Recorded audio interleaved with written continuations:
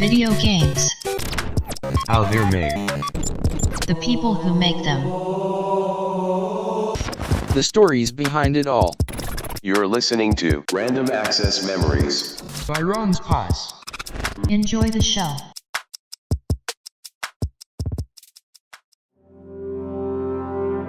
The world is a different place than it was during Halo's prime years. 4 days before Combat Evolved's release date, 9/11 happened. A year and a half later, the Iraq War, Hurricane Katrina, Von Maur. The first African-American president was elected in 2008. Osama bin Laden was assassinated in 2010. Benghazi, the Boston bombing, Ferguson, Charleston, San Bernardino, Donald Trump, Charlottesville, impeachment, drone strikes, racial tensions. The world is a different place than it was in 2001. Maybe it's us. Maybe we grew up and started noticing the world around us change before our very eyes. The internet is more commonplace than ever before. We see and hear everything before it has a chance to hit the evening news. It's difficult.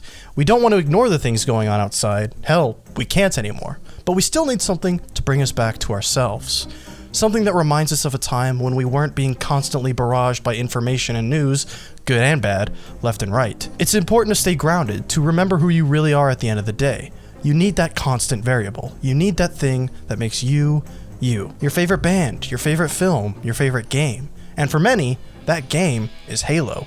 You can always rely on it. It's always there, always ready to be enjoyed just the way it was when it came out in 2001, 2004, 2007, 2010. Or 2009 or 2012 if you're more of an ODST or Halo 4 guy. So it hurts when changes are made to what you thought was a never-changing part of your reality. A new team was in charge of Halo, 343 Industries. And with a new team comes a new perspective. And that new perspective can be difficult to accept. Doubly so if that perspective is seemingly misled. Change was coming left and right.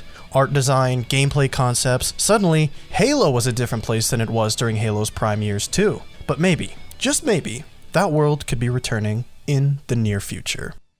Welcome to Random Access Memories, a gaming podcast dedicated to the stories behind video games. This podcast is an in-depth look at a variety of the different franchises, developers, and studios around the world that form the greatest entertainment medium in the world. History, conversations, fun facts about franchises you thought you knew everything about. This is Random Access Memories. Random Access Memories is a podcast produced by Ron's Pies, a YouTube channel dedicated to in-depth looks at video games. If you like the podcast, please follow the show on your podcast distribution platform of choice, leave a positive review, and subscribe to the channel. With that, please enjoy the show.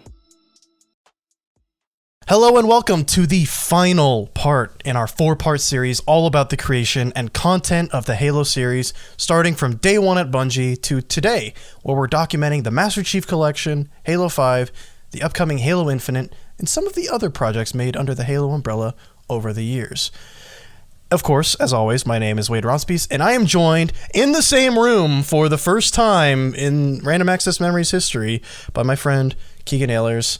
Sound off. Hey guys, it is true. We were in the same room together for this good finale on the series, so it's pretty exciting stuff. The Rona can't stop us. No, it cannot. I should actually be concerned because I have asthma, but this is going to be a high energy episode. We're in the same room. We're going to get hyped. We're going to make some noises. But before we get into the episode, I'd appreciate it if you subscribed on all your favorite podcast services and share it with your friends, assuming you like it. And the last episodes were a bit longer than I had originally anticipated. I always wanted each episode to be at the most an hour long. Every single episode from the day one has been over an hour long. And this one is going to be more than an hour long because there's a lot to talk about. So without further ado, I think it's a safe assumption that everyone listening to this knows who Steven Spielberg is. Jaws, Close Encounters of the Third Kind, E.T., Indiana Jones, Jurassic Park, Schindler's List, Saving Private Ryan. It goes without saying, but the man is a living legend. And in 2013, specifically on May 21st, 2013, Microsoft announced that Mr. Spielberg himself would be helming a live-action Halo TV series. The plan was for the series to be produced in collaboration with Spielberg's own production studio, Amblin Television, Xbox Entertainment Studios, and 343 Industries. Xbox Entertainment Studios was created in 2012, a production studio designed to create content specifically for Xbox Live. Considering it was established in 2012, I think it's safe to assume that Xbox Entertainment Studios was created specifically to utilize the Xbox One's focus on integrating and combining all kinds of entertainment in one system. It was called the Xbox One because it was meant to be an all-in-one entertainment device after all. You know, have you seen the video that kind of memed on the Xbox One announcement? Where it's like TV, sports. Because that's what it felt like when they announced it. It was like, also it plays games, but it also does all your favorite TV stuff. Yeah, I remember that. They try to like hammer that. They're like, it can control your TV. They really wanted. I remember one phrase they specifically used was like, "You're gonna have a relationship with your TV." I'm like, oh, I don't want that. And then bringing in, everybody's favorite Kinect. We're like, yeah, you can tell the Kinect to go back and forth. Yeah, but like in hindsight, knowing that's how they announced the Xbox One, and then seeing how they established Xbox Entertainment Studios in 2012, it's like 100% that was because they were trying to combine everything all in one, Xbox One. And ever since that day, Phil Spencer has been trying to backpedal and be like, this. I actually watched the E3 2014, and at the beginning of Microsoft's press conference, he says, this conference is going to have nothing but games, and the crowd just goes nuts. It's like, man, that sucks that even had to be said, but that's where Xbox was at that time. Apparently, Neil Blomkamp was going to be involved with Halo once again, allegedly as the director of the pilot episode. Except, considering there's still no Halo series to be found, you can guess what happened. On July 17th, 2014, just 2 years after its creation, it was confirmed that Xbox Entertainment Studios would be shutting down. Later that year, in October, it was completely shut down after only producing 5 projects, none of which were Spielberg's planned Halo series. And none of them were really even like Xbox oriented. They were just like random, like a sporting event and like a beauty pageant. It was weird. More than likely, the studio shut down after the extremely tepid response to the Xbox One's launch and its focus on non-gaming entertainment. People wanted an Xbox to play video games, not to watch TV after all. And like I said, like that was a huge focus, but we like a little, Netflix and whatever on our consoles, but it's more of like a nice bonus to the thing, I don't have to go out and buy a Roku or whatever, unless your TV comes with a Roku like mine, which is nice, but yeah. You don't need a console built from the ground up to integrate cable. You can just having a Netflix app is enough. But Xbox learned that the hard way. However, in 2018, it was announced that the very same series that was originally announced in 2013 would be instead produced and published by Showtime, now that Xbox Entertainment Studios was non-existent. I don't believe Spielberg is involved anymore. However, it does seem to actually be happening for real this time. It actually started filming last year in 2019 and is currently scheduled to air in 2021. I think it was probably scheduled for this year, but then Corona, and so that probably put a hold on things. Yeah, I remember they had basically the whole cast too. I remember when they announced like who was what and whatnot. They announced the actor for Master Chief. Yeah, I remember it was like Schreiber, not his younger brother, Pablo Schreiber. Yeah, and a lot of people were like, dude's tall, got the physique for it. Yeah. So they're probably never going to show his face. So 3 other Spartans who aren't Linda Kelly. Yeah, it's not Blue Team. So we'll see. We'll see how it is. Yeah, I'm curious because when I was reading about the Spielberg adaptation, it was an adaptation. It was meant to retell the events of the games, I believe, like because it was going to be Master Chief and Cortana doing Master Chief and Cortana stuff. So I think it was safe to assume that it was just maybe a retelling of CE or something like that.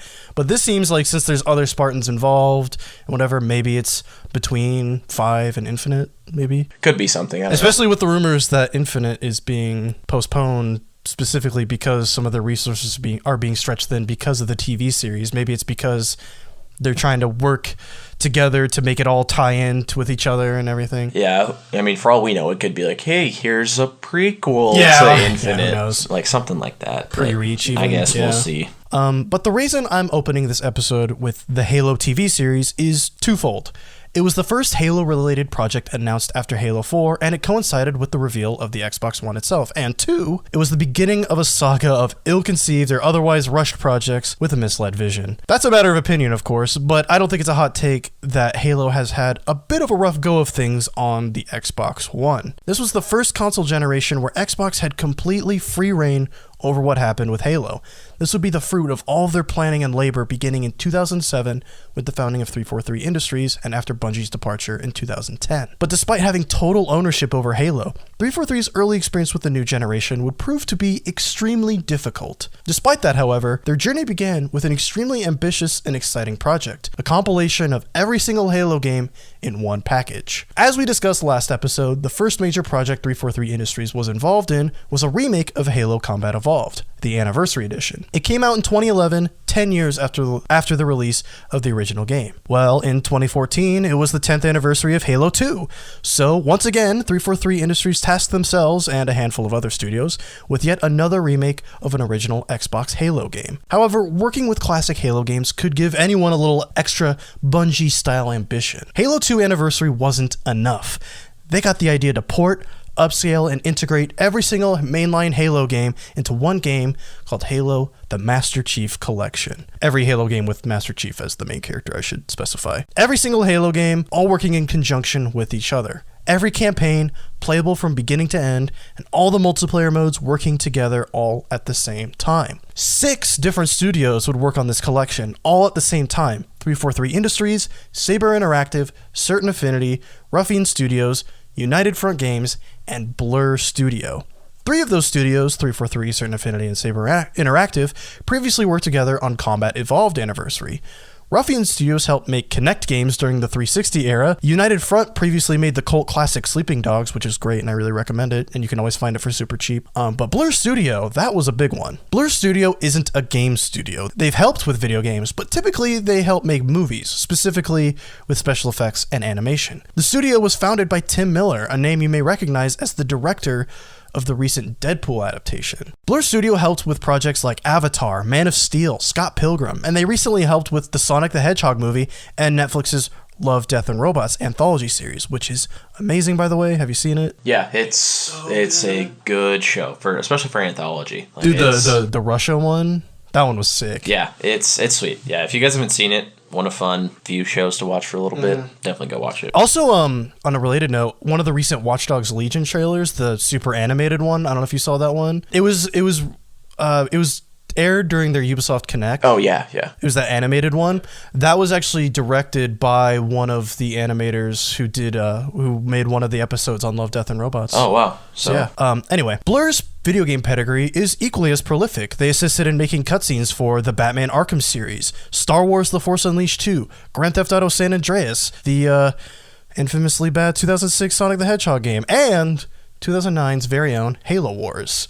So they did already have some experience with Halo. Blur Studios is pretty much the cream of the crop when it comes to 3D animation, and they were charged with remaking all the cutscenes for Halo 2 Anniversary, which all look amazing, of course. Oh yeah, they are very good looking. Yeah. Blur Studios would also go on to help with another Halo game down the line, but we'll get to that later on in this episode. Just about everything in Halo 2 Anniversary was kicked up to 11, and yet it still retained CE Anniversary's great flashback feature that allowed players to swap back and forth between the new and original graphics with the press of a button, even during the cutscenes, which is hilarious because it'll be like these super amazing, great graphics by Blur Studio, and then it cuts back and you're just like, ooh.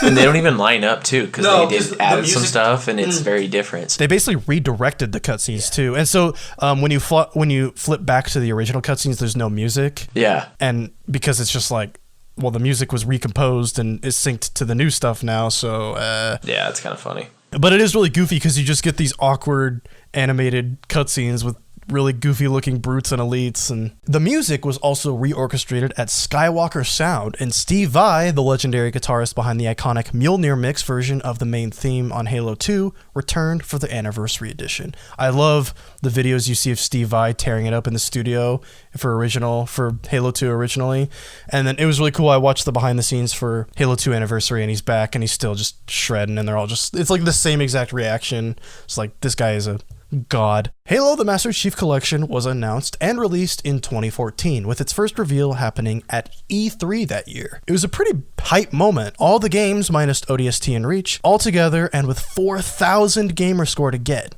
This was a huge moment. I remember that was actually one of the big selling points. It's like, look at all the gamer score, and it's only $60. Yeah, replaying through everything with added stuff and all that.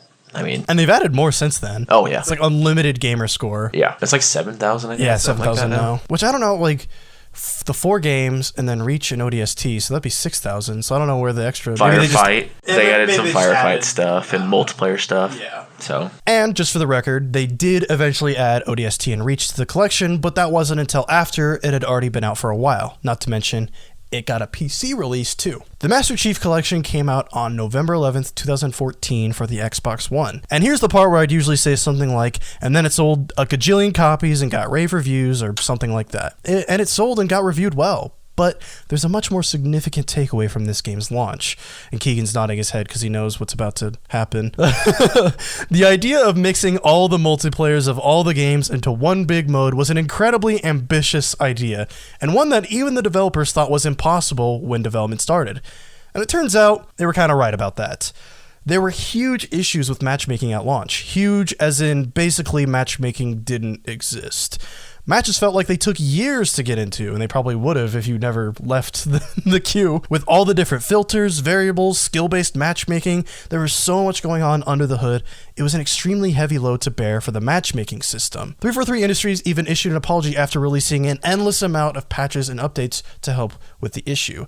I didn't play Master Chief Collection at launch, did you? I did, and it was basically, well, let's just go play the campaigns. Yeah. That was basically what it was. That works. So it was rough because I wanted to play MP, and especially because they added in the Halo 2 Anniversary MP. Yeah, they remade some of the maps. That was awesome when you could get into a game or you'd get disconnected right away. It was a nightmare, and they've done a really good job now, which is awesome. Perfectly it's now. Great now, but it's just a blunder that you wish could have been avoided at first. Yeah, that was, I remember, it's still kind of a meme. Like, people almost have to, like, stop themselves. Like, oh, Master Chief Collection, I bet it doesn't. Oh, wait, it actually does work. It's actually really good now. Yeah, it's awesome. It wasn't a good look at the time, but they stuck with it over time. And nowadays, it's almost hard to remember that there was a time when the Master Chief Collection was almost literally unplayable. But there is one question I never really answered right there. Why did the Master Chief Collection exist? I mean, money, obviously, but what brought about the idea of having every single game in one place on the new hardware and so soon? And that's because a year earlier at E3 2013, Xbox announced a new mainline game in the Halo franchise, but one with no official title. A hooded figure wanders through the desert before stumbling across a natural phenomenon. The ground sinks, and a giant robotic figure emerges from the sand. The shockwave blasts the figure's hood back and reveals Master Chief. Title: Halo. That was a pretty hype moment. I think that was more hype than Halo 4's announcement, to be honest. Just that whole trailer with the Guardian and then him dropping the old chip with Cortana and the thing, like, you're like, oh, okay. It wouldn't be until May 2014 when its official title would be revealed. Halo 5 Guardians, the first numbered Halo game with a subtitle. This would be the first mainline Halo game built from the ground up to take advantage of the Xbox One's hardware and features, aside from Halo 2 Anniversary, of course. But like Halo 2, it's kind of just good graphics, whereas Halo 5, it's like you have the trigger rumbles and it's built with the interface in mind and everything. The whole gameplay, it just uses it, where Halo 2 Halo 2... That could have existed on 360. Yeah, it was pretty, which was great, but like you couldn't really remap and add it without completely remaking the entire game. Well, and plus the idea was it would work in congruity with the other games too. And Halo 5, they didn't need to do that. So from the jump, the idea behind Halo 5 was to dramatically expand the Halo universe, even more so than Halo 4.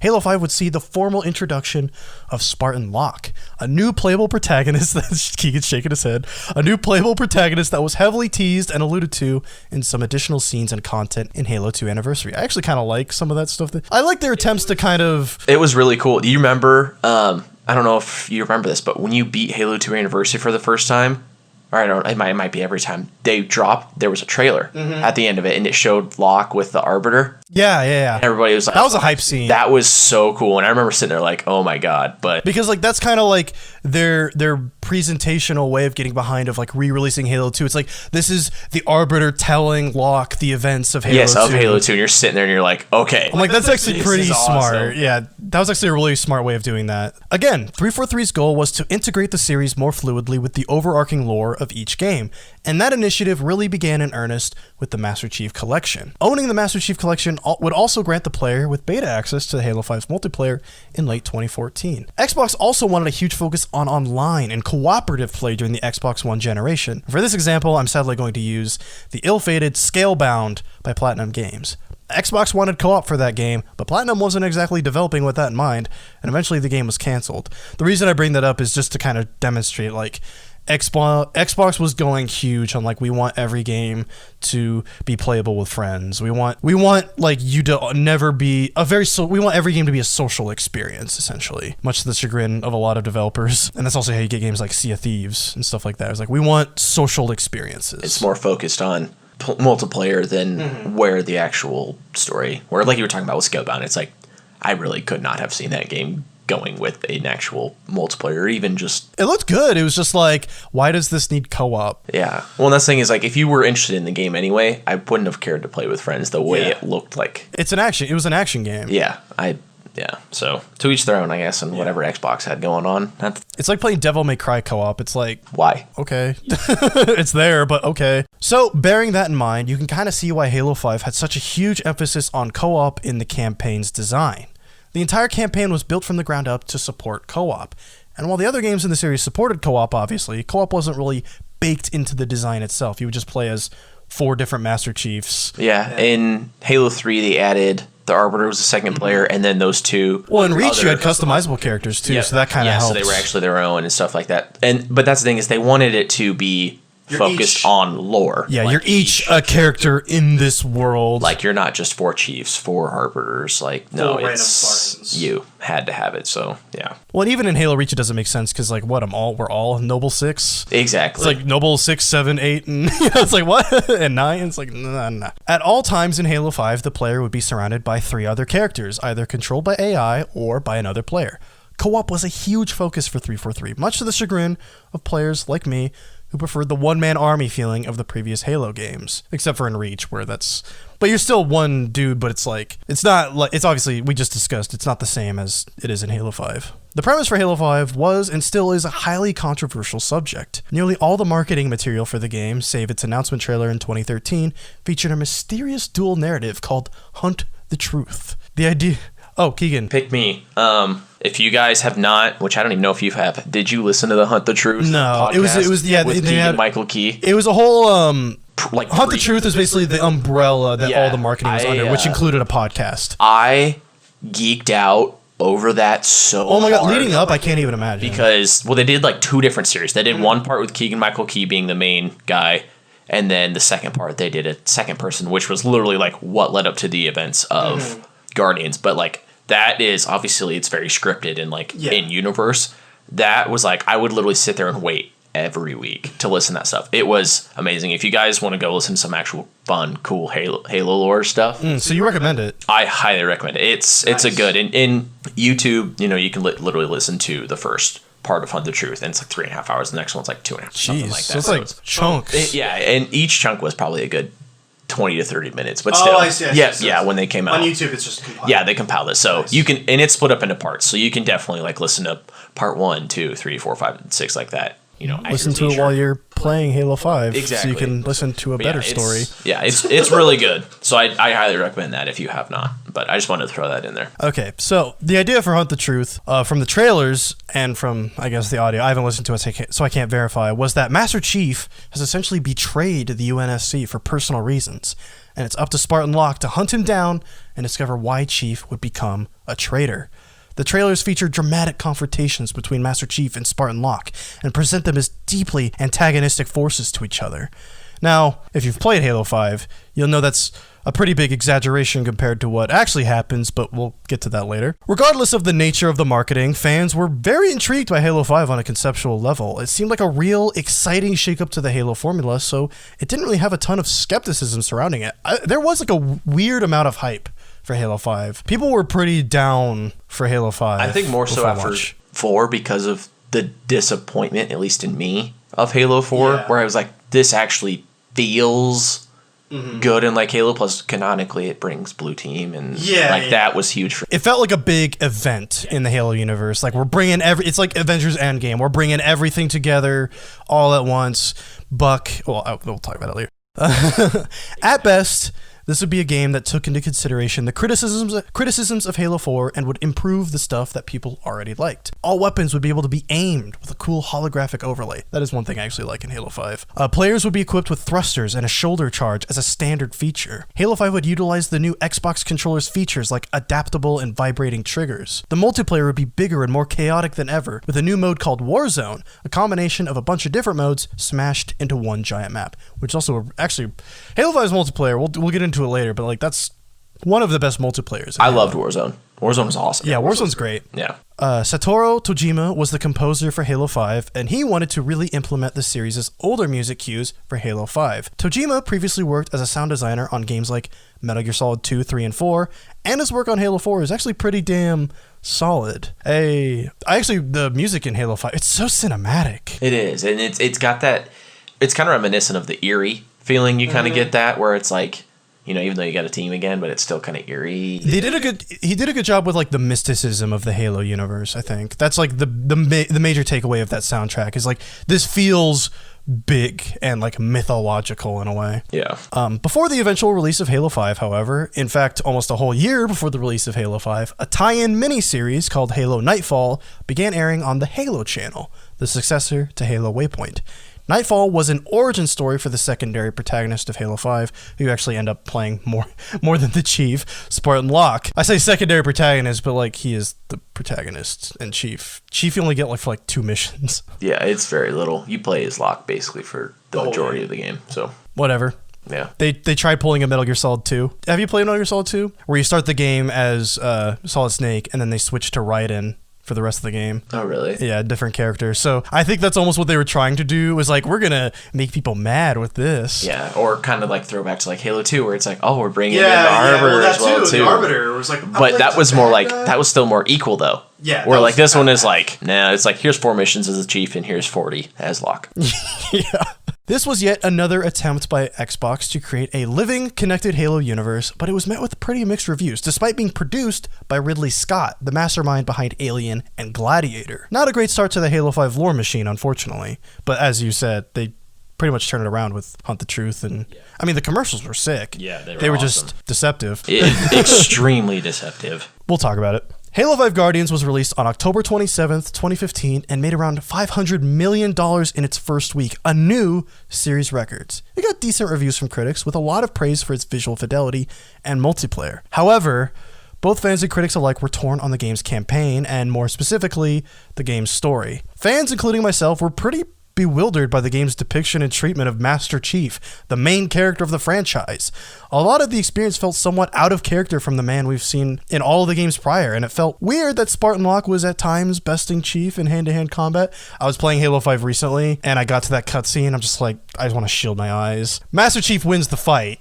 Like, if you played Halo 5, you know what cutscene I'm talking about in the mine. Master Chief wins the fight, but it's like, Locke should not have gotten even one good hit in on Master Chief. No. Well, because they're completely different. Like, if you go into lore and stuff, it's... Spartan 2, Spartan 4. Like, they're completely differently, biomechanically. Yeah, they're almost literally engineered differently. Yes. So that fight should have been Chief should have just beat the living crap out of him. Like one punch. All right, I'm going to go. It should have been like Saitama. That would have been I would have clapped. Like, that would have been such a good moment. Like, because this is one of the first time you're seeing Chief from a different perspective. Exactly. And so it would have been such a badass moment if for the first time you're playing as someone seeing, from the outside perspective of Chief, and you walk up and Chief just, knocks, like, get out of my way. Like, I'm not even, like, you are a fly on my... Like, you feel like how a grunt does. Yeah, exactly. Like, that would have been such a good fan servicey move. And, like, I get they're not trying, I get they weren't trying to do everything fan servicey in that game, but that would have been such a great moment. Like, people would have memed that so hard.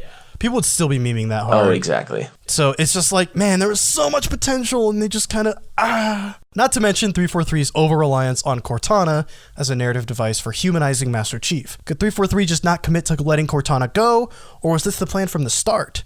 It just felt like 343 couldn't make up their mind. They'd go one direction and then backtrack it on later. Not to mention, the actual level design of the campaign is pretty damn linear. It's the most fast-paced Halo gameplay yet, but when I was playing it last night, I felt like, man, these really are this is pretty much just a basic FPS. There's almost nothing. Sometimes you get in a Warthog, but you never have anything on the level of like Silent Cartographer or... Well, yeah, you don't really have a choice to really go do different things in different order. It is just you are going in a straight line. Exactly. Which I think is why the next game is being structured the way it is because people had a visceral response to Halo 5. Yeah. The entire thing felt a tad misguided, but there are some nice lore tidbits, like the first game appearance of Blue Team, Master Chief's old fire team from the books. Also, fan favorite character Buck from Halo 3 ODST, played by Nathan Fillion of Firefly fame, made a return as a Spartan and part of Fire Team Osiris. Sucks that he was part of the bad guys, but... I mean, bad guys in quotes. And but, his quippy little but like really he add to it. I love like there's actually some good lines of his. Is like, you know, everyone's gonna hate us for trying to hunt down Master Chief, right? You know, like, and like there's the part where they see Master Chief and you could tell he's just like, oh god, that's Master Chief. You know? God, he's like the only guy because he was an ODST, so he's been on like the normal person side of things, you know, before. And so like when he sees Master Chief, he has that moment of just like, that's Master Chief. Yeah. The guy from the big war, you know. Like, he's like, I've been there, but nowhere close to that. I am not fighting that man. Like even when Spartan, Locke, and Master Chief are fighting, he's just kind of like I'm just gonna chill here. All the teams are kind of just like, that's Master Chief. I'm just gonna let this see how this plays out. Like I hate that cutscene so. Like the whole thing of Halo 5 is like there's some good nuggets in there. But it just feels like the entire thing is a little misguided. Yeah, makes sense. I mean, I don't know. It's like kind of back to the whole. They got to make him more human and not just a hulking one-man army. Oh, and the dialogue is so weird at sometimes. Yeah. Like Master Chief just like talks more than he should. Oh, and that's the thing is like the Chief you heard literally in Halo and CE. Literally like barely anything. And I get this is a changed Chief because Cortana is gone. Yeah, and so like he's a little more. Like he's on a personal mission now, but at the same time it's like there's so many times where Chief spoke. I'm like, Chief wouldn't say that. Like that just doesn't sound like something he would say, which maybe that's the point because, you know, whoa, Chief is so out of character right now. But when it's your second game as the new, like Bungie could have gotten away with that. Yeah. But when it's your second game in the main line and you're already kind of doing stuff that's out of character, even if it's on purpose, it just feels wrong. But regardless, the multiplayer is widely considered the strongest part of Halo 5, but the inclusion of design conventions like loot boxes, weapon skins, and other items designed to encourage players to spend money on microtransactions left many with a sour taste in their mouths. Watching behind the scenes, like, yeah, we have this pizza skin, and the trailer has like dubstep and whatever, and there's a video of like the guys opening a loot box, like, oh, here it comes, the loot, and it's like, and there's all the cards slipping around. It's like, wow, I got this. This is so great. It's just like, man, this feels so... They tried too hard. Fake. Yeah. Well, it's just like Bungie was always leading instead of following, and everything in 5 just felt like it was following and not leading. Especially with microtransactions, because that was when microtransactions were just getting... Yeah, 2015 was like when it was like, here we go, like loot boxes specifically, because Overwatch. Yes. Oh, and that was such a huge thing, and they did it, so... And I know like Counter-Strike and Payday did it before Overwatch, but Overwatch was the moment it's like, loot boxes are now a thing. And Overwatch didn't come out till 2016, but the beta was running before that. Anyway, I think it's fair to say that Halo 5 is the low point in the series. Is that unfair? Is it the worst game? I mean, altogether, I don't. I think 5's better than 4, personally. Okay. But that's because your boys and gals from Blue Team are in it. Yeah, and like the campaign, the campaign was whatever. It was fun. It was a fun thing to play, especially like if you are playing with your friends. It's a fun kind of way to go into it. Because it does more co-op. Really. Yeah. Multiplayer wise, though, I think 5 was a lot better than 4. I could see, yeah, like the complete package of 5. Exactly. Campaign could be considered better than 4. Campaign wise, I think 4 was a lot better than 5. I agree with that for sure. But multiplayer wise, I think 5 was better because yeah, they like swapped. There's like 4's campaign was solid and the multiplayer was trash, and 5's campaign is, I don't want to say trash, but not subpar, and the multiplayer is great. Yeah, and like and that's the thing is like, you know, it's Halo 5's multiplayer. Like I don't want to say Halo 5 is a bad game. It's just I would rather play just about any of the other games over it. I was playing Master Chief Collection, and then you go to 5, and you're just kind of like, man, I wish I was playing Halo Reach right now. Exactly, yeah. Sales-wise, Halo 5 was technically the best Halo had ever been, but the rather unexpectedly hostile response to Halo 5 may have prompted 343 Industries to go back to the drawing board a bit, to really figure out why people just weren't connecting to their games. Not to mention, despite breaking series records, Halo 5 Guardians didn't even show up on the top 10 bestsellers list of 2015. It placed 14th, behind even the last year's Call of Duty game, Advanced Warfare. So 2014's Call of Duty game outsold a brand new Halo game. And that was regarded as one of the worst CODs to come out. I like Advanced Warfare's campaign, albeit it hasn't aged well because of... The campaign was good, spacey, but the multiplayer was... forget it. God-awful. Get out of here. And the zombies mode that they tried. Yeah, it was... like, this is kind of what I was leading up to all those episodes where I'm like, Halo's on the way out, guys. I promise. This is kind of where this was going, where a new Halo game comes out and it doesn't even chart in the top 10 in its year, where previously it was Halo 2 and 3 were the best-selling entertainment properties ever created, movie game or otherwise. And then Halo just isn't even... It's not Halo anymore. Charting, it's not even topping the industry it belongs in anymore, so not even close. So that's kind of the end of that little storyline that I was trying to cultivate last episode. Just like, I swear, guys, I know they're selling hundreds of millions they're getting hundreds of millions of dollars, but it's getting worse, I promise. But Halo just wasn't lighting the world on fire anymore. It's like they had an instruction booklet telling them everything necessary for a Halo experience, but it wasn't enough to simply copy everything down and follow the rulebook step by step. There needed to be some heart and soul to it, a little risk involved. And not their idea of risk, which was, we'll have Spartan Locke be a playable character and then almost beat Master Chief in a fight. There needed to be something deep within the DNA changed or analyzed. And that was going to take a lot of time to figure out. There hasn't been a single mainline entry in the series since 2015, a far cry from when there was at least one every 2 or 3 years. Even about every 3 years. It's every 3 years. Except Halo Reach was 2010 and Halo 2 was 2012. Yeah. But that was two different studios. But that was two different studios. But that was the big thing is Halo 4 was 3 years after Halo 3 and Halo 5 was 3 years after Halo 4. So it always went a 3-year cycle. And then now going back to this, it's I remember when they really haven't done anything, and then it came out in 2015, and then 2018 was I think that's when they just announced Infinite. That was when they announced Infinite. Was 2018. I was bewildered at that. I was like, we were there. We were in the same room. Yeah, I know. And we were like, oh, just the announcement. That's all right. Dude, we were happy for it. It was really cool. It was exactly what Halo needed. Was just take some time off, make it so when you come back, everyone's thrilled. Exactly, and it's I would have liked a Halo game in 3 years, but the thing is the scope that they're going with. We'll get to it, but you can't do that in 3 years. Yeah, exactly. But the Halo machine didn't slow down too much while 343 was off on a soul-searching journey. During the development of Halo Wars, the 2009 Halo RTS game by the now-defunct Ensemble Studios, there was already plans for a potential sequel. However, after the studio was closed during the game's development, their version of a Halo Wars 2 never happened. But when 343 Industries really started to ramp up their involvement with Halo following the release of Halo 4, they were looking for any opportunity they might have had to expand the universe of Halo and work with exciting partners. In 2014, during the development of the Master Chief Collection and Halo 5, 343 Industries and Microsoft approached Sega-owned studio Creative Assembly to see if they wanted to make a sequel to the acclaimed Halo RTS, Halo Wars. Like Ensemble Studios before them, Creative Assembly was widely known for their critically acclaimed and successful pedigree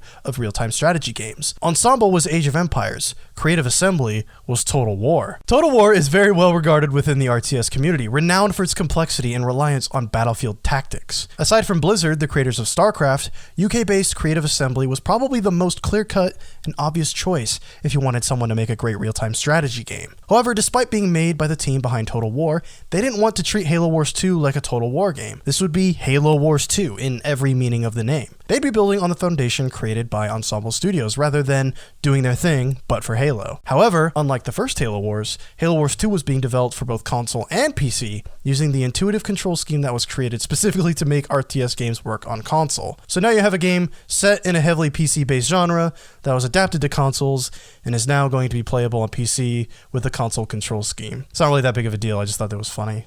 You take a PC genre and we make it work on console, and now we're making that thing that worked on console work on PC. In terms of story, Halo Wars 2 is an interesting case. The first Halo Wars was a prequel set before the events of Combat Evolved and even before Halo Reach.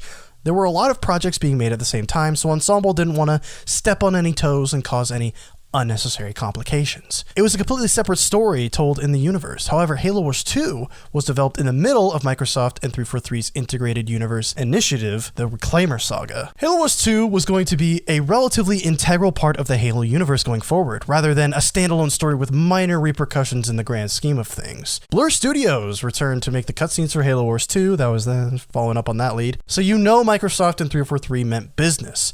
Halo Wars 2 also saw the introduction of a brand new faction in the Halo universe, the Banished. And I know the Banished weren't introduced in Halo Wars 2, but that was their first in-game appearance. Yeah, they were. I read about it that it was actually apparently they were teased beforehand or something. Really? Yeah, maybe. I didn't know that. Maybe I wouldn't be surprised if maybe terminals or something. They might have been in the terminals or something. I'm gonna. I read on the Halo. It was Halopedia, Kegan. Yeah, they don't lie. That's the fan side. Because I went to them to verify was this the introduction of the Banished, and they said actually they had been teased a little bit before Halo Wars 2, so it wasn't the introduction, but it was their first major appearance. Damn nerds. So I'm like, okay.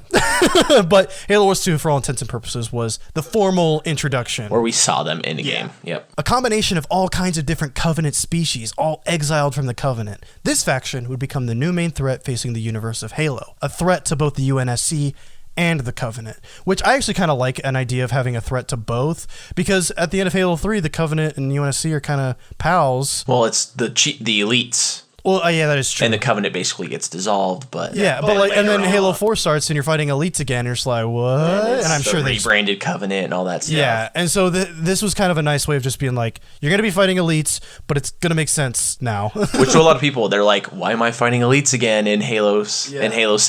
It's like... Banished. If you guys haven't played Halo Wars 2, don't want to, that's fine. I watched the cutscenes. Watch the cutscenes. Doesn't take that long. It's actually a pretty good story. I actually enjoyed the story. Yeah. Halo Wars 2 was announced in 2015 at Gamescom in Germany. The trailer was sick. It was Atriox's introduction where he's beating the hell out of the Marines and the Spartans show Spartans, yeah. That is an intense cutscene. It's so good. Blur puts in work. Yes. But they do a good job of actually making a good, intimidating villain. That's yeah, Atriox was a very good villain. You know, comparing, he was an actual threat. Well, yeah, comparing him to Tartarus, the only other big bad, brute. I think Atriox is a lot more intimidating than Tartarus. But even Tartarus had his moments in 2 where it's the universe was at threat because he was stealing Guilty Spark and he was activated. So it's the brutes kind of have a history of being the best villains. Well, yeah, and one that thing is Tartarus is he's just a big dumb guy just following orders. Where he even tells shut up, I'm not listening to you. I'm just gonna do this thing because I the great journey and all that. Where Atriox is I'm just fed up with your guys' BS because I'm not an idiot. I'm just angry at you guys because you tried to kill me. Yeah. Halo Wars 2 was initially meant to come out in 2016, but it would eventually be released in February 2017 as the first Halo game to come out simultaneously on console and PC. Even CE was released on PC, but it wasn't until 2 years later. It was also included at launch with Xbox Game Pass, which is how I played a little bit of it.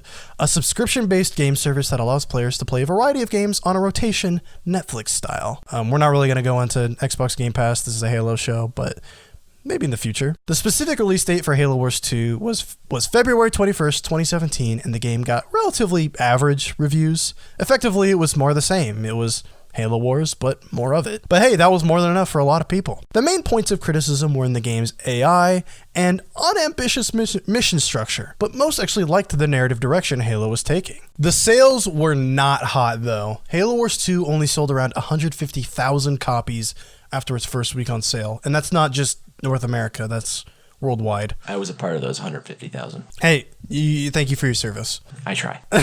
Mind you, this is a spin-off title and was also available through Xbox Game Pass, which is probably how most people played it. Because why spend $60 on a new game when you can spend $10-15, But this is pretty underwhelming, especially considering Halo Wars 1 sold around 1 million copies after a month. That was the closest to a week's sales that I could find. I know it's not directly comparable, but... But if you multiply 150 times 4, it's still half.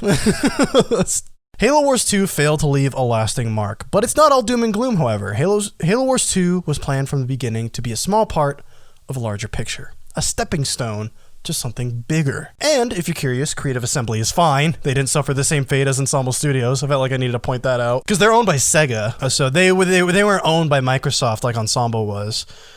Most recently, they released a Total War Saga Troy, a Total War game depicting the mythical battle as depicted in the Iliad. It was actually free on the Epic Game Store on the first day. First 24 hours. I have it. Yeah. I tried it. Never played a Total War game before. I don't know what I'm doing. But I would like to. It seems like a pretty surprisingly big game. Scale wise, yeah, it's huge. Well, it's just like there's a lot of content in it also because they were selling it from the jump of like this is just a side thing. That's why it's called a Total War Saga or whatever. It's not a Total War game. And I'm playing. I'm like, there's a lot here. Especially as a newcomer. You have so much to learn too. Like this could anyway. Not a Total War show. Probably will never cover Total War just because, like I said, we don't really have interest in it. I just played the newest one, and it was my first time ever playing. So the passion is not exactly there yet. Anyway, we're beginning to catch up with the current state of Halo. But before we get to where it's going from here, I want to briefly touch on some of the smaller Halo titles that were released between Halo 4 and today. 2 twin-stick shooter spin-offs named Spartan Assault and Spartan Strike were released in 2013 and 2015, respectively. Spartan Assault was released on Windows 8, Windows Phone, and Xbox One later that year.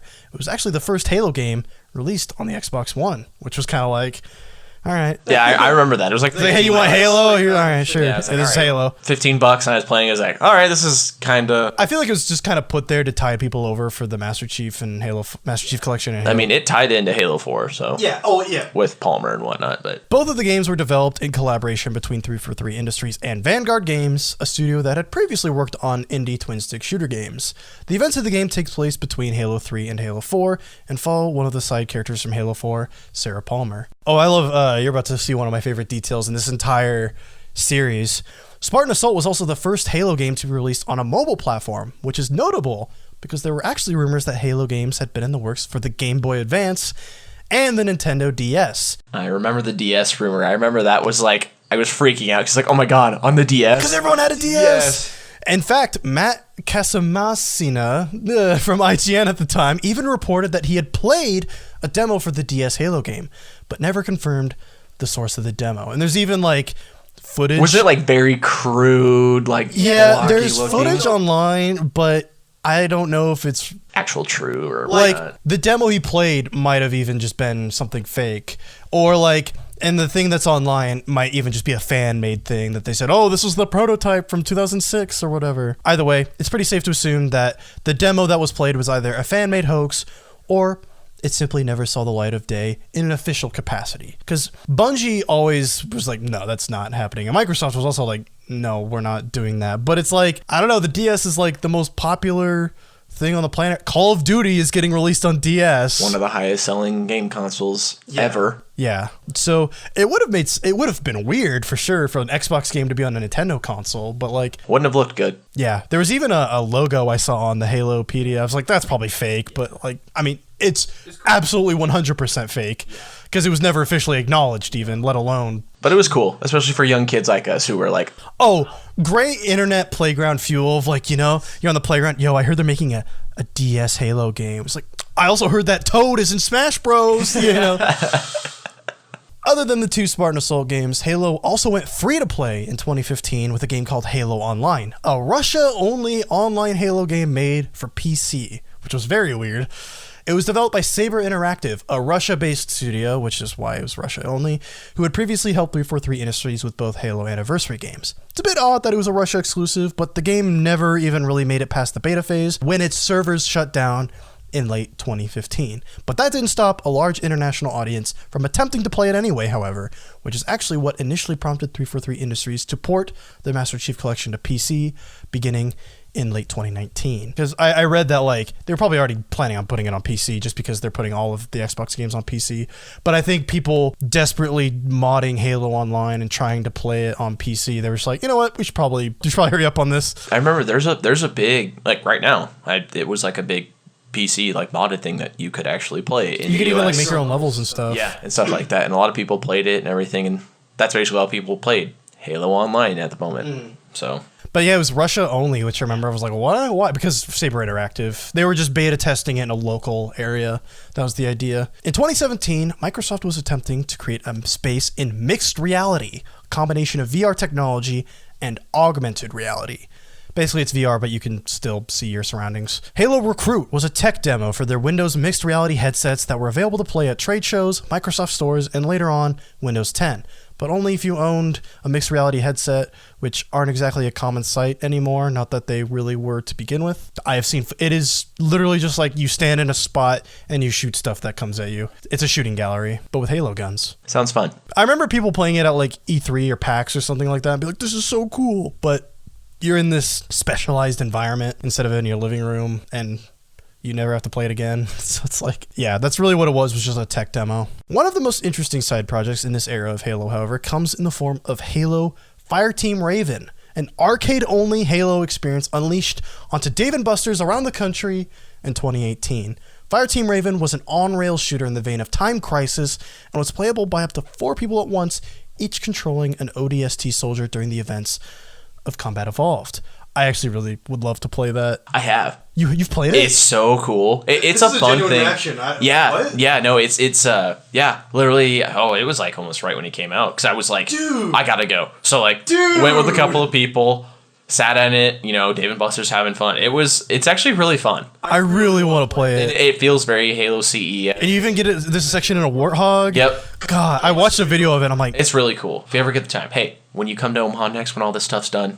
Oh, hell yeah. Oh, dude, we gotta do that. Okay, now we're officially caught up with Halo. The only Halo properties left to discuss are the ones yet to come. We're no longer speaking in retrospective terms, so forgive me if this part of the episode becomes a bit more conversational or speculative than previously. Right now, we're patiently awaiting the release of next-gen consoles from both PlayStation and Xbox. The PS5 from PlayStation and the Series X and Series S hasn't been confirmed, but leaked by the controller. The Series S from Xbox. All of these are planned to be released sometime this November, and we still don't know an official date or price, despite that only being just over 2 months away, which is odd. Regardless, the launch of the next generation of Xbox systems was going to be where 343 made their huge splash with a brand new Halo game. Before we even really knew what the Series X was, we got a glimpse of a brand new Halo game at E3 2018, powered by a brand new engine called the Slipspace Engine. Beautiful vistas, Marines cruising in a Warthog, and Master Chief ready to fight on yet another Halo ring. This game would be called Halo Infinite, and we wouldn't hear any real details about Infinite for a very long time. Not until this year, right? Or 2019, they had last E3 they had that trailer. But even then we didn't get any details. It's just, oh, there's a new character. It was literally just a new character. That's it. Yeah, and then this year's like, okay, here we go. There was a ton of speculation about Infinite, especially in regards to its title. Infinite. What could that mean? Are they going to take a Destiny approach and make this a living, expanding world? Is this going to be an open world RPG? Is it even going to have an actual campaign? There was so much that was not known, and even today, there's still a lot left in the air. Here's what we do know, however. Halo Infinite is going to have a single-player component, and yes, it is going open world, complete with a world map and a non-linear list of objectives to complete. This might be them struggling to find innovations to chase, or maybe it's them following recent trends, but I actually think it makes sense for a series that has always prided itself on its vast, sandbox-like level design. Multiplayer is still a pretty hidden factor, but we do know that it's going to launch separately from the single player as a free-to-play mode, so even if you don't buy Halo Infinite, you'll still be able to play online and teabag to your heart's content. Hopefully it's a traditional multiplayer mode. We still don't know. 343 seems like they really want to recapture the tone of Bungie's Halo games with Infinite. It seems like they're gunning for a much more player-driven experience than their previous attempts. Like Halo 5 is pretty much just a movie you play. Old foes like the Brutes and Elites are returning, the Prometheans seem to be missing, and Master Chief's armor even seems to be redesigned with Halo 2 and 3 in mind. Thank God. That's not to say it's chasing the previous games completely, however. They're also adding new weapons from pretty much every single faction in Halo, and they're also giving Master Chief a new toy to play with, a grappling hook. This will allow for greater traversal and combat opportunities, and just from the demo that's been shown, it also seems like the level design will be much more vertical compared to previous Halo games. Halo Infinite was originally slated to be a Series X launch game, but it has recently been delayed to an early 2021 release for next-gen Xbox One and PC. Is it early 2021 or just 2021? Pretty sure it's just 2021. I don't know if they said early or not. I just put early because I'm like, it can't be that late into 2021, but they might have said early, but I wouldn't be surprised. Just due to all the feedback they've been getting and COVID, it could be like... I wouldn't be surprised if it's next fall. I think my guess is May. My guess is May or June. Dude, it'd be so hype though, new Halo game in the summer. Midsummer release, that'd be a good release date, but I would not. It doesn't mean it's gonna happen. Yeah, I would not be surprised, like I said, if it was until fall of 2021. And it's not unheard of for games to be delayed that far. No. The good thing is I'd rather take a delay. Well, also, the situation is understandable. Yes, that they say it is, though. Yeah, if we take their word for it. Exactly. Which, that's all we really can do, because we don't really have too much evidence to the contrary. Yeah. The game has already received some criticism for its inconsistent visual fidelity. However, the delay is most likely due to the ongoing COVID-19 pandemic here in the United States. Despite everything, though, I'm super excited for Infinite. Like, the demo, it's not mind-blowing, but it just looks like a fun Halo game, which I think is exactly just what it needs to be. It's just back to basics, fun experience. Yeah, I mean, kind of like you said, it's going to be reminiscent of the old games, but I think they're doing the right things this time and going with them more so. They are going with the times where open world's a huge thing and everything like that. Players after Breath of the Wild, it's like everything has to be this, you discover it on your own type of situation. And I remember that. I remember hearing that, the rumor, it might be open world, and I was like, how the hell do you make an open world? Well, I also heard there's going to be like upgradable armor pieces and stuff like that. I've got a guy who's a big Halo YouTuber who I work with, and he knows some people.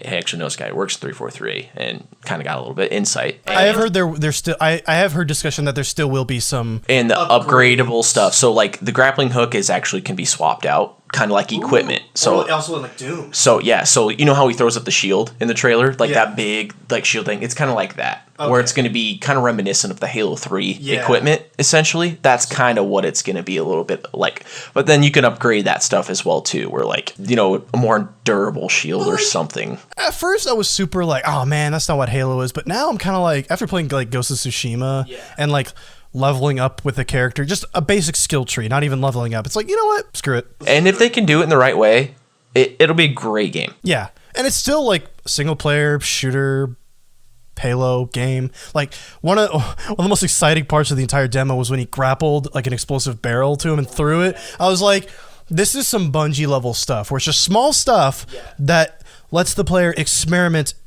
in ways they never thought they could before. But also the AI interaction too is, when that grunt was they throw? That was a brute throwing. Yeah, the brutes throw grunts at you. That was awesome. Because I remember when they added the suicide grunt. That was like a big like, whoa, this is crazy, the AI and everything. And so it feels almost reminiscent of that, where it's like this does feel like Bungie level innovations that we're doing, small stuff that changes the way you think about Halo. And again, like, I don't think we're really going to understand Infinite until we play it. Like if it is good, how good it is until we play it. I don't think we'll understand. So yeah, we'll see. Also in 2021, we'll hopefully finally be seeing the fruits of what was originally Steven Spielberg's Halo TV series on Showtime, which I mentioned near the top of this podcast. I just wanted a nice little full circle. We start talking about the TV show and then we end it, because that is that on Halo. That is the end. We don't know where Halo will go after Infinite. It's so exciting and scary, and I'm kind of sad that it's over, that the series is over. We don't even know if Infinite will be good, to be honest. All we can really do is hope for the best and understand that Halo isn't the same as it used to be. But if Bungie was still in charge of making Halo, would it still be the same Halo? Mind you, I doubt they'd still be making Halo even if they could, but hypothetically, if they were, what do you think they'd be doing with it? Maybe it would have been Destiny, an ever-evolving online RPG in a vast universe. Maybe it would have gone open world. Maybe it would still be the same FPS it was when we left off with Reach. We'll never really know, and honestly, it doesn't really do us any good to speculate. The reality is that 343 Industries is the studio in charge of Halo. Even if Bungie was in charge of Halo right now, I almost guarantee we'd still be ruminating over the great times we had in Halo 2, or how Halo 3 was the peak of the franchise and how it all went downhill after Halo Reach. New Titans have taken Halo's place. It was Call of Duty, then it was Destiny, then PlayerUnknown's Battlegrounds, now Fortnite, and who knows what else in the near future. The world is a different place than it was in 1999, when Halo was still a third-person shooter designed for the Mac by a little studio called Bungie. But that's the beauty of revisiting those older games. 2001, 2004, 2007, and 2010 are there anytime you want. If that's the Halo you want, then that's the Halo you can play. Maybe it would have been best if Halo was left in the past. Maybe it's a shell of what it used to be. But let me end on this. Is more Halo really such a bad thing? Thanks for the memories, and can't wait to keep making them. Actually, I've got a little story. So I work at a Best Buy, Everybody probably knows what that is. We had a guy come in a week or two ago, and he's like, "Hey, where's your Master Chief collection at?" We're like, "Over there." To my assistant store manager, he's like, "Over there." He's like, "All right, cool, thanks." He's like, "I'm getting it, and my son is gonna play it with me for the first time." Co-op. Yeah, so he's gonna play with his son to play Halo for the first time, and I was like, "Oh, that just hit me in the heart." And plus, one of our friends recently tweeted, like, I'm going through the series for the first time. Yeah. Maybe he was inspired by this podcast because I know he's listening. Yeah, he's been interested in it, and I'll actually be playing with him once he gets to Halo 3. So, but yeah, like I said, I've got a younger brother who will be 10 this year, so hopefully within the next couple of years, I'll get him into it. That's why I'm kind of happy Halo hasn't ended, is because you still have reasons for the next generation to play the old ones, you know? If those had just stayed in the past, then would people really be willing to go and dig up those games? If there wasn't a Halo Infinite on the horizon or a Halo 5, would the next generation of gamers even care about Halo 1 through Reach? I don't know, you know? So that's why I kind of say, like, is more Halo such a bad thing? Is like, do you really... Yes, its best years are kind of behind it, but do you really want to let it die just yet? Do you really want this to be left in the past just yet? I don't know, you know? Like, that's where the best memories are, but the thing about Halo is that there's always the potential to create new memories. And I'm sure Halo Infinite will be the source of a lot of new memories for a lot of people. Yeah, we'll just have to wait and see. But yeah, that's that on Halo. I'm 4-5 hours of Halo talk, all things said and done. And that was a month. That was a whole month talking about Halo. But thanks for listening. And that's the end of this 4-part series. I hope you enjoyed it. It was a ton of work to research and put together. I hope you've had fun sticking with us, and I hope you learned something while we were talking about Halo. I typed nearly 100 pages of scripts for this series. 12-point font. Courier New. Not even like big boy font. That was 100 natural pages. Not double-spaced. I mean, I did some indents here and there, but you know, honestly, Kegan, I'm excited to do it again. Yeah, you know what? I'm excited. You're excited for me to do it again. Yeah, and me to just sing here and hang out and learn a few things and teach you a few things. Yeah, which I think we'll definitely be doing next episode, but I'm excited for this one. I told Keegan what the next episode's going to be about, but I'm not going to... No, and I won't give it away either, but it's going to be a fun one. It'll be a fun thing. It's something I've always wanted people to make a cohesive thing on, if that makes sense. Like a cohesive beginning and end to, if that makes sense. So, as for what that is, you'll just have to find out next week on Random Access Memories. See you next time, and take care. Goodbye, Halo! We will see you and miss you. Thank you for listening to Random Access Memories, and I hope you enjoyed the episode. If you want more, check out our previous episodes and or subscribe to the show on the podcast platform of your choice. This podcast was produced by Ron's Pies on YouTube, so please check the channel out, subscribe, and share the show. You can follow me on Twitter at WadeLikesPie and Keegan at Key_Gan_Gin. See you next time.